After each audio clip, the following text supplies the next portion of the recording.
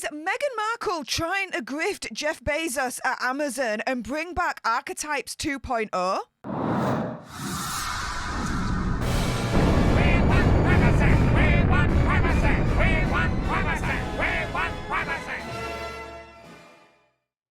Hey up everyone, it's me, Steph the Alternerd, your nerdy alternative. Welcome to Popcorn Palace, and I am joined by our erstwhile leader, Andy. Hey up, hon, how you doing today? Hey, I'm good. I'm resting. Don't worry. I'm allowed to talk. I'm allowed to hunch. It's all I do all day. And talking to you guys is distracting me through it. So I got my hunch. I got my glasses. We're going to keep moving, right? That's what we do here. Yep, the show must go on, as the boss is saying himself. So let's get to it, because this broke over the last 24 hours. That our very own Hazza and Megzy are apparently in close talks with Spotify rival Audible over on Amazon to try and get their foot back into the podcasting world. Now, as you can remember from this time last year, Archetypes was airing, and Megzy was interviewing, because it soon was later revealed she didn't technically interview everyone, but there you go, a number of influential athletes, experts and artists, all about stereotypes levelled against women. And it seems like this show might actually be making a comeback on Audible if Megzy has her way. Of course, her agency WME are deep in talks for her at the moment, but the source said that the couple will be hoping to wipe out the monetary hit that they took when leaving Spotify, because that Spotify deal was worth anywhere between reportedly $20 to $25 million. And of course, they didn't get the full payout when Spotify dumped them earlier on this year for low productivity. So they lost millions by basically not doing the work that they were expected to do. Now, if the Audible contract does get the green light, Megzy and Hazza would be obliged to offer any audio projects to Audible first, but would then be completely free to market them elsewhere if rejected, the source has said. The source has also said that the Obamas are with Audible, and they've got a deal worth reported $30 million. And it seems like Megzy and Hazza might be angling for same deal as well for that particular amount. Andy, Archetypes 2.0 might be coming back to Audible.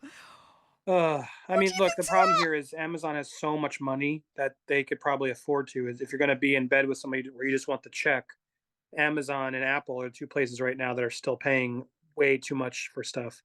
Now, does that mean they will? I don't know. I mean, it does seem like Bezos and his wife, what's her name, Lauren or Sanchez, whatever, seems to be in similar circles with Meghan. So I would not be as surprised by this as others saying. I remember her mom was at some event, I think, with her. So there was a connection I remember reporting on. Correct me if I'm wrong, but not surprised that they would be in similar circles. Bezos, the wife, and then the Harkles.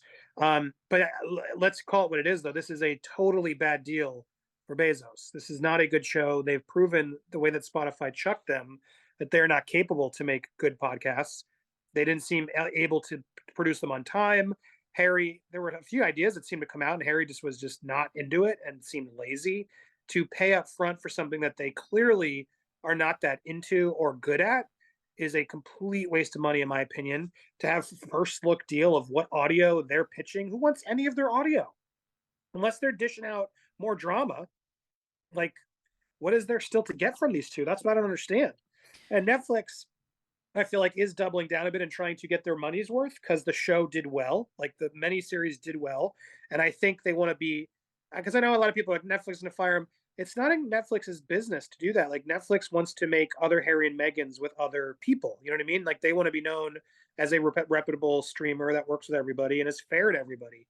So if they were just to cut Meghan and Harry right away after such a big hit and with Suits the way it is, I don't think Netflix is going anywhere. So for Spotify to cut the losses like they did is very telling. You know what I mean, Steph? So that's why I'm not shocked that maybe that Jeff Bezos, with all his money, might just throw him a lifeline, and that just once again shows the power that these two have. But the reality of this deal is a joke. Like, there is no value they bring to podcasts. There was an initial boast of interest when she started with any big celebrity when they start. but it clearly died down, and that Spotify was like, "Yep, no, we don't need you anymore. Bye." That's a huge, huge fu to Meghan and Harry. You know what I mean? And the CEO, as we reported on previously here, even said like, "Yep, some things just don't work out. Some people just aren't equipped." So for Amazon to do this, I would not be shocked given the relationships, but I would just be annoyed because it's a complete waste of money. Yeah, so the CEO Daniel Leake of Spotify recently hit out, as far as I'm concerned, against Hazza and Megzi, saying that listeners just weren't as happy about archetypes as expected, saying we thought new innovation was needed to happen here. We thought we can come in and offer, a great experience that makes consumers very happy and allows new creators new avenues. But ultimately, the truth of the matter is, some of it has worked, some of it hasn't. He explained, we're learning from those and we are moving on. So you literally have, in the last 7 days, the CEO of Spotify turning around and saying it just didn't work with them. And for him to turn around and saying that the listeners weren't happy, I'm taking that as code as, do you know what? We just didn't get the numbers in that we wanted and that we expected from these two. And so the lack of listeners translates to they were not happy. So with a track record like that, with the CEO of, a rival podcast company to Audible coming out and saying all this, it should really give Audible massive pause for them to actually reconsider signing Megzi and Hazza up. But, it don't stop there. For the uninitiated, there were many others that spoke out at the time when Megzi and Hazza were dumped by Spotify. You've got Jeremy Simmer, who's a CEO of United Talent Agency, and he's turning around and he's literally saying that she's not a great audio talent or necessarily any kind of talent. So when you've got a big, massive talent agency Supremo turning around and saying that, again, Audible needs to take pause.